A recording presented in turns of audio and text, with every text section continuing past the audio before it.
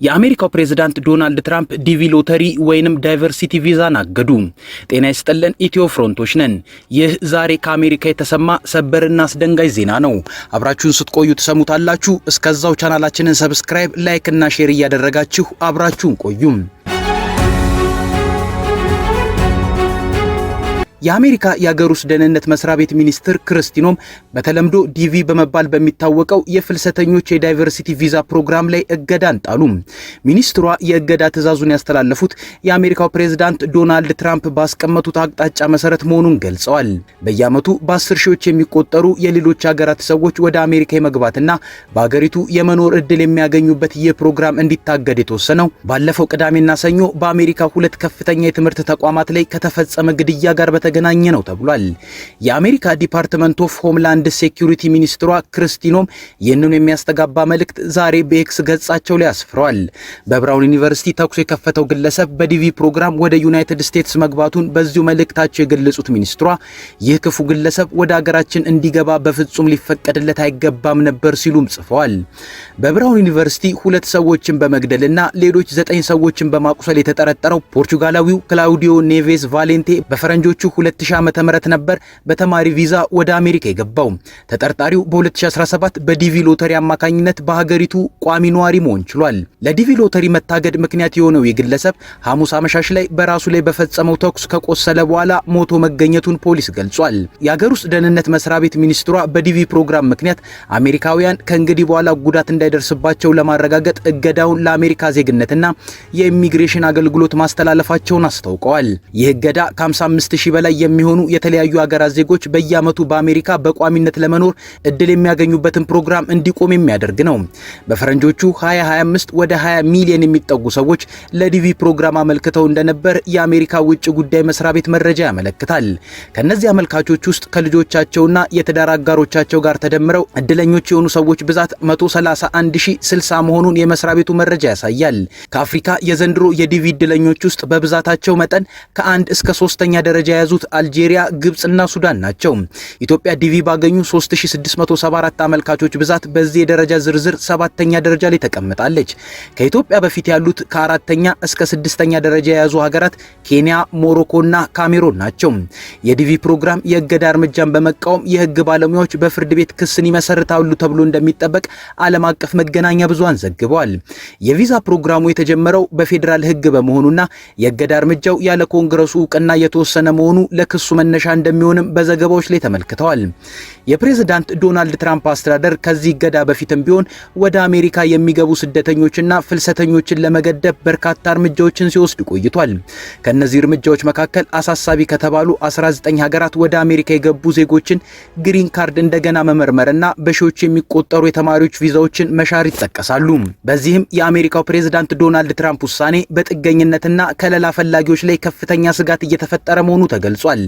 ፕሬዝዳንቱ እየተከተሉት ያሉት አካሄድ የቀድሞ የኢትዮጵያ ከፍተኛ ባለስልጣን ገዱ አንዳርጋቸውን ጨምሮ በሌሎችም የመንግስት ከፍተኛ ባለስልጣናት በነበሩና መንግስትን ሲቃወሙ በነበሩት ላይ ተጽዕኖን የሚያሳርፍ ነው። በስደተኞችና ጥገኝነት ጠያቂ የውጭ ሀገር ዜጎች ላይ ጠንከር ያለ አቋም ያላቸው የአሜሪካው ፕሬዝዳንት ዶናልድ ትራምፕ አስተዳደራቸው የጥገኝነት ጠያቂ የውጭ ሀገራት ዜጎችን ከለላ ሲያገኙባቸው የነበሩ ህጎችን መከለስ ጀምረዋል። ይፋ የተደረገው በርካታ ኢትዮጵያውያንን ይመለከታል የተባለው ጊዜያዊ የህግ ጥበቃም አንዱ ነው።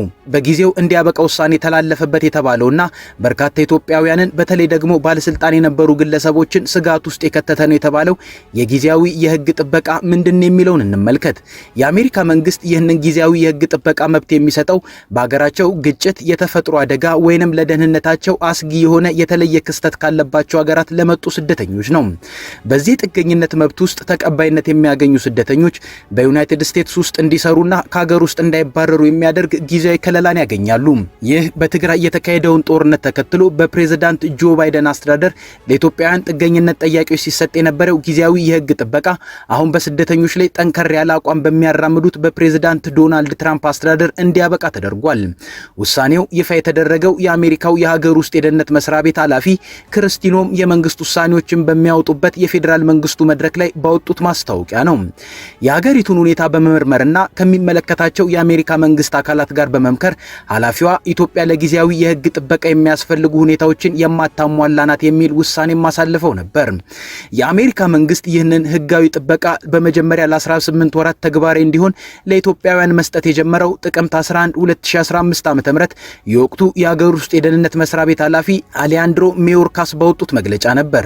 በወቅቱ በኢትዮጵያ ውስጥ የነበረውን የትጥቅ ግጭት የተለየና ጊዜያዊ ሁኔታን ከግምት ውስጥ በማስገባት በአሜሪካ ውስጥ ህጋዊ የመኖሪያ ፍቃድ የሌላቸው ኢትዮጵያውያን ጊዜያዊ ህጋዊ ከለላ እንዲያገኙ ተፈቅዶ ላለፉት 3 ዓመታት ተግባራዊ ሲሆን ቆይቷል። ይህ ጊዜያዊ ህጋዊ ጥበቃ ለኢትዮጵያን በተፈቀደበት ጊዜ ወደ 27000 ይሆናሉ ተብለው የሚገመቱ ኢትዮጵያውያን ተጠቃሚ ይሆናሉ ተብሎ ይጠበቅ እንደነበር በወቅቱ የሀገር ውስጥ የደህንነት መስሪያ ቤት ቃል አቀባይ ተናግረውም ነበር። የዚህ ጥበቃ ተጠቃሚ የሚሆኑ ኢትዮጵያውያን ውሳኔ ይፋ ከመሆኑ በፊት በአሜሪካ ውስጥ ረዘም ላለ ጊዜ የቆዩ መሆናቸውን ማረጋገጥ ይጠበቅባቸው የነበረ ሲሆን ከተጠቀሰው ጊዜ በኋላ ወደ አሜሪካ መግባት ለእድሉ ተጠቃሚ እንደማያደርግም ተገልጾ ነበር። ወደ አቶ ገዱ አንዳርጋቸውና ወደ ሌሎች አሜሪካ የሚኖሩ የመንግስት ተቋሚዎች ጉዳይ ስንመለስ የህግ ጥበቃው መነሳት ለምን የቀድሞ ባለስልጣናትን ስጋት ውስጥ የሚከት ሆነ? ይህን ጉዳይ ስንመለከት ለጉዳዩ ቅርበት ያላቸው የህግ ባለሙያዎች እንደሚያስረዱት በዚሁ የህግ ከለላ ማብቃትን ተከትሎ ስደተኞቹ የሚያቀርቡት የጥገኝነት ጥያቄ ተቀባይነት እንዲያገኝ የሚያስፈልጉትን ቅድመ ሁኔታዎች ማሟላት ይጠይቃል። እነዚህም ቅድመ ሁኔታዎች በዚህ የህግ ከለላ ውስጥ የነበሩትና ጥገኝነት ለመጠየቅ የሚፈልጉ ስደተኞች በአገራቸውና ሲሰሩባቸው የነበሩ ሁኔታዎች በሂደቱ ውስጥ በጥልቀት ይታያል ማለት ነው። በዚህም ምክንያት የጥገኝነት አቅራቢው ግለሰብ በሀገሩ በነበረበት ወቅት በሰብአዊ መብት ጥሰት፣ በዲሞክራሲያዊ ድርጊቶችና በሌሎች ተመሳሳይ ጉዳዮች ላይ በቀጥታ የሚሆን በተዘዋዋሪ ፈልጎ የሚሆን ሳይፈልግ ተሳትፎ ከነበረው የጥገኝነት ጥያቄ ውድቅ ይደረጋል። በዛው በአሜሪካ በህግ ጉዳይ ላይ የሚሰሩ አንድ ባለሙያ ለማሳያነት ያነሱትንና በዛው በአሜሪካ ዛሬም ድረስ እንደማሳያ የሚጠቀሰውን ምሳሌ ነገሩን ግልጽ ለማድረግ እናንሳው። ጉዳዩ የአንድ ኤርትራዊ የህግ ጉዳይ ወይንም ኬስ ሲሆን በአሜሪካ ጥገኝነት ለመጠየቅ ያቀረበው ምክንያት በሀገሩ በነበረ ወታደራዊ እንቅስቃሴ መሳተፉና ወደዛ መመለስ የማይችል መሆኑ ነው። ሆኖም ይህ ንጉስ የተባለ ግለሰብ ያለ ፈቃዱም ቢሆን አሰቃቂ ግፎችን ይፈጽማል ተብሎ በሚነገርለት የኤርትራ ወታደራዊ ስርዓት ውስጥ መሳተፉ በቀጥታ የጥገኝነት ጥያቄው ተቀባይነት እንዳያገኝ አድርጎታል። ጉዳዩ ወደ ኢትዮጵያ ባለስልጣናት ሲመጣም ተመሳሳይ አካሄድን የሚከተል ይሆናል ማለት ነው። የአቶ ገዱ አንዳርጋቸው ጉዳይም የጥገኝነት ጥያቄያቸው በዚህ ማዕቀፍ ውስጥ የሚታይ ነው። በዚህም ከ8 ዓመታት በፊት የተደረገውን የመንግስት ለውጥ ተከትሎ በአማራ ክልል በኩል እንደ የውስጥ አርበኛና የለውጥ መሪ ተደርገው የተወሰዱት አቶ ገዱ አንዳርጋቸው ከለውጡ በፊትም ይሁን በኋላ በተለያዩ የስልጣን ደረጃዎች ላይ ቆይተዋል። ለውጡ መሰረት መያዙን ተከትሎ በአማራ ክልል ጉዳይ ላይ ከጠቅላይ ሚኒስትር አብይ አህመድ ጋር የገቡበት ቅራኔ ቀስ በቀስ ከዋና ዋና የስልጣን ቦታዎች እንዲገለሉና እንዲርቁ ያደረገ ሲሆን ቆይቶም ጉዳዩ ሀገር ለቀው እስከመሄድ አድርሷቸዋል። በቆዩበት ሀገር አሜሪካም የብልጽግና መንግስትን በመቃወም የተለያዩ እንቅስቃሴዎችን በማድረግ ላይ ቢሆኑም ተገፋው በሚል የሚያቀርቡት ፖለቲካን የተንተራሰ የጥገኝነት ጥያቄያቸው ግን ያለፈውን የፖለቲካ ተሳትፏቸውን ጉዳይ እንዳይታይ ማድረግ አይችልም። በተለይም በውጭ ሀገራት የሚኖሩ የትግራይ ተወላጆች እጅ ከገባበት ደግሞ ለእነ አቶ ገዱ ብቻም ሳይሆን ለሌሎች ባለስልጣናት ጉዳዩ ከባድ ሊሆን እንደሚችል ይታመናል። በውጭ የሚኖሩ የትግራይ ተወላጆች በተለያየ የውጭ ሀገራት ተቋማት ባላቸው ሰፋ ያለ ተሳትፎና የቆየ ልምድ ተጽዕኖ የማድረግ አቅማቸውን ከፍ ያለ እንደሆነ ይነገራል። ይህም በፌዴራል መንግስትና በትግራይ ጦርነት ወቅት የፌዴራል መንግስት ላይ ከተለያዩ አካላት በርካታ ጥያቄዎች እንዲነሱና ጫናዎች እንዲደረጉ ሲያደርጉ የነበረው ተጽዕኖ የነበረውን ውጤት ለዚህ አንዱ ማሳያ ነው። በዚህ ምክንያት አቶ ገዱ በትግራይ ጦርነት ወቅት ተፈጸመ በተባለ ኢሰብአዊ ድርጊት አበርክቶ ነበራቸው የሚል ጥያቄዎች ሊነሱባቸውና ጉዳዮች ወደ ኋላ ሊመለሱ የሚችሉበት እድል ከፍ ያለ ሆኖ ይስተዋላል። አቶ ገዱ እንዲህ አይነት ክሶች ከተነሱባቸው ቀጣይ የአሜሪካ ቆይታቸው ላይ ችግር ሊፈጥር ይችላል። እንደተባለውም አሜሪካንን በ60 ቀናት ውስጥ ከሚለቁት ውስጥ ሊሆኑ ይችላሉ። ለስደተኞች ህጋዊ ከለላ በሚሰጠው በዚህ አሰራር ከኢትዮጵያ በተጨማሪ የሌሎች በርካታ ሀገራት ተጠቃሚዎች ሆነው ቆይተዋል። ነገር ግን ፕሬዝዳንት ትራምፕ ወደ ስልጣን መምጣታቸውን ተከትሎ የሀገር ውስጥ ደህንነት ባለስልጣናት በቅርቡ የበርካታ ሀገራት ዜጎችን ከዚህ እድል ተጠቃሚነት ውጪ እንዲሆኑ ተደርገዋል። አሁን ከከለላው ውጭ ከተደረጉት ኢትዮጵያውያን ቀደም ብሎ የሄቲ፣ የሚያንማር፣ የደቡብ ሱዳን፣ የሶሪያ፣ የቬንዙዌላ፣ የሶማሊያ ዜጎች በጊዜያዊ የህግ ጥበቃ የሚሰጣቸውን ተጠቃሚነት አጥተዋል።